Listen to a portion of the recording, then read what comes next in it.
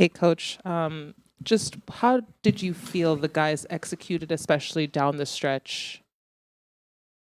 I mean, George had a great look from three to put us up four. Um, I we did a hell of a job. You know, sometimes your execution doesn't end up in a basket. Sometimes when you don't execute, a guy hits a tough shot. So this game, to me, we had a player that's just been as hot as anyone in the league against us in a given game. I thought our guys came out. The best execution is what they did in the second half, trying to get out of his hands. The challenge with that is, when you've got Beasley and Hardaway on the floor, you're going to give something up, when you're trapping. So, but I think we executed, and it, got us some momentum. It changed the game a little bit, and we competed. A lot of good things that we did tonight.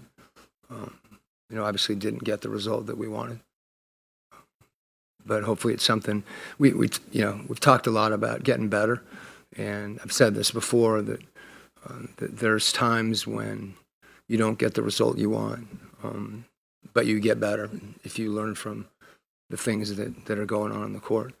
And this is a team with a bunch of guys that haven't played together all year.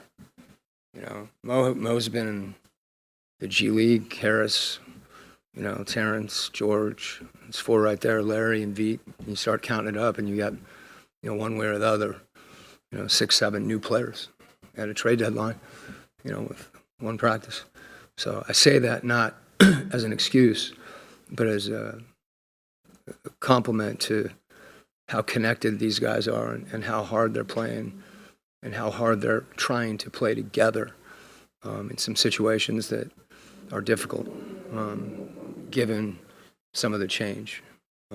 Pretty good contrast to what the Pistons are doing right now, and you can see how connected they are. They're playing really, really well, and you see it. And so, again, for our guys to compete throughout the course of the game and be right there, is really good, and also makes it really hard when you don't come out on the end you want. Zach injected a lot of energy into the game tonight as well. He had quite a few threes. Just we talked so much about his growth, but him closing out in this situation, a close game. What did you see from him that showed you that he's continuing to develop in the right path? I'm not as focused on a singular game. We've talked about this a lot. He's getting better, and it doesn't matter whether he's having a really good game or he's had a tough game. But the things that you saw him do tonight, he's done all those previously, whether it's making shots, getting out in transition, defending. So I think the challenge for Zach and for any player is to continue to become more consistent in those situations. And obviously I have confidence in him. Coach, you kind of touched on this a little bit, but with the trapping and everything, that obviously allows Malik Beasley to be open, and he scores the 16 points in that second half. Just what did you see from his looks that he was getting, and was it like something on defense that you guys could have done differently? Yeah, I mean, when you guard Cunningham with two players, and someone's cutting to the basket, you have to guard the guy in the basket, and then you have to rotate. And I thought our rotations were pretty good. They weren't perfect. There was a couple of times that we rotated off him to an open player. We cleaned that up, but hats off to he's a pretty good shooter. Does he lead the league, or he's close in percentage, and he's going to shoot a lot of them. So he shot 10 against us previously, and again, you go into the game with a game plan to take away his threes, and it's either easier said than done. Particularly when there's an offensive rebound or something like that. So you try to control as much as you can. When Cunningham gets 29 in the first half, that's your focus as well. So they're a good team. They're a good team, and the fact that we're talking about two players kind of in some ways doesn't do them justice with whether it's Duran or Hardaway or, Tobias. So they're a good team. And we played hard. we played together. We didn't win, but we did a lot of good things. Coach, you talked about the integration of the new players. Is it difficult for you sometimes to find the right match because everybody's new, like you said, 6 or 7 guys? Yeah, I mean, sometimes there's no right and wrong.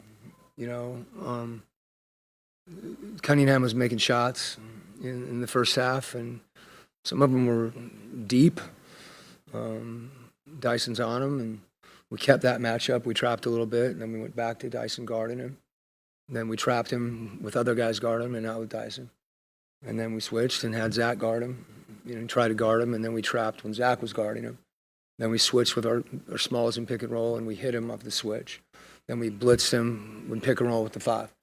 So that's what I'm saying about what these guys did. It was good, and we can get better. And these are the types of games. It's really hard to go in the locker room and say that to your team and have it really resonate because they want to win. So all those situations. We've got a guy in Terrence that can really defend. Karras has scored the ball for us, at a high level, but Zach was playing well tonight. Clint gave us really good minutes. So sometimes, you're feeling the game, and you're not always right. And frankly, you could be more right or more wrong. We don't know what that alternative is in kind of the alter universe. So our guys just made everything work, and they believe in what we're doing. That's the most important thing for me. That they're bought in together and working to execute together. Okay?